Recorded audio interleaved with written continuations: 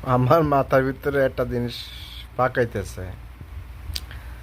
আমরা তো অনেকের লোক কিছু বললে, ছোট যদি বড়োর সাথে যদি কোনো কিছু খারাপ বিহেভ করে, নাহলে কোনো কিছু করে, তখন এগুলা আমরা বলি তুই আমার বয়সের ছোট, এই সেইগুলো বলে। আর আমার আরাফত সেটা বলতে পারবে তাদের মামাতো বাইরে।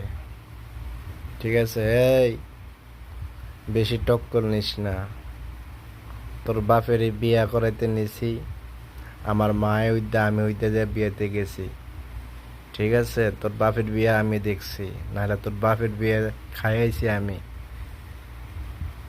ঠিক আছে, আমার আরাফত সে কথা বলতে পারবে।